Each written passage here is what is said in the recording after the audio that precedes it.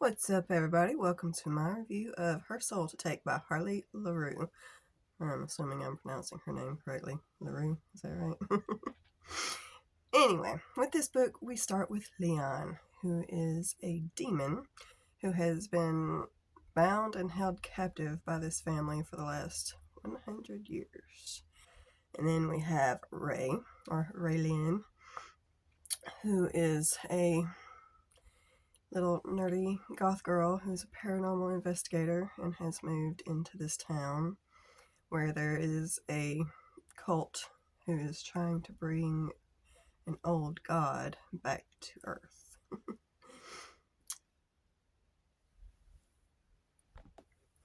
Now, when Leon and Ray meet each other, there's this instant connection that they feel for one another. It never really explains why they have this instant connection. If it's like a fated mates type of thing or something like that, we don't really get that information. It just kind of is what it is. But there's not much in the way of chemistry between the two at first. Not really. I mean, they have this instant draw to one another, but I don't know how to explain it. I just don't feel the chemistry with them at first. They have a lot of lust for one another. I mean, they end up kind of hooking up with each other fairly quick, I guess. There's not much spice in this book, but I just didn't feel the chemistry between these two. Besides, even the lust, there was kind of no build up to it. It was kind of like, here, this is what this is, and they're gonna hook up now, and that's it's like, okay, we're doing that. There's not much, like I said, there's not much spice in this book. There is a solo scene that's on page 59, and they don't actually have sex together till page 153. There are 7 scenes total in this book, and this book is almost 500 pages, so it's not much. If you're looking for a book with a lot of spice, this ain't it. There wasn't much there, and the scenes that were there were not very much. This book hinted at there being a lot more kink and stuff than there actually was. There was some really mild primal play and some really mild breath and pain play, but it was not much.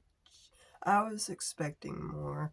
This book has been highly recommended for a long time. I've seen it around for a long time, and I have avoided reading it because most of the time when I read these books that are so highly recommended, I ended up just being disappointed.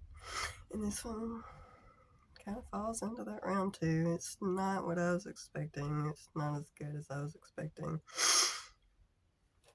There was even one scene, and I've seen this in one other book before, and I find it silly, where he's this big, strong demon, and he picks her up and flips her upside down and starts doing stuff to her and while they're standing up. And that's just so silly to me. I don't know. That may just be me. The first time I read it in a different book, I found it silly then too. It's just no for me. It's a no for me. Now, once we get to a certain point in this book, like the last 100 pages of this book, were actually really good. They finally had a little sweet declaration of love for one another in that last 100 pages, and you actually finally start feeling a little bit of chemistry between the two, their feelings for each other, which they refuse to talk about through this whole book. He's all, oh, she's a human, I can't trust her, and she's all, oh, he's a demon, I can't trust him, and it's just, there was no communication between the two, like none. It got annoying after a while. It's a really long book for that to go on for that long. But during the last 100 pages, they finally get there. That's also when all hell starts breaking loose with the cult and all the stuff that's going on with that. And I'm trying to bring that old god to Earth.